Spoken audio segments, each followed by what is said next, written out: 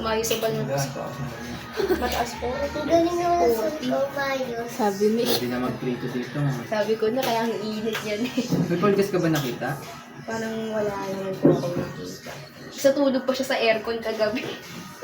Pati si Ray. Ang problema dyan, di natin alam kung anong cause nito, no?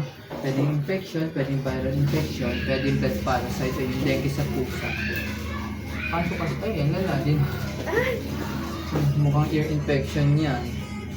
Ear in mites, ang katutak na ear mites. 41 days ko. Mas mataas lagnat niyo kayo rin. 41. 41. Taas. Buti yun. Ang sigla niya patignan ha, para sa... 41? May sakto? Ha? 41 sakto. Oo. Pwede naman pag-prito.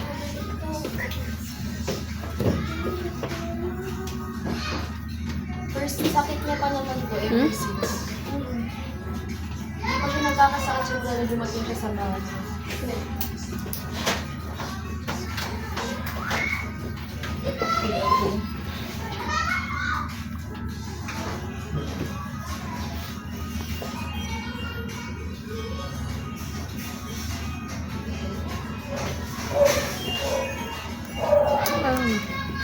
May tita mo po.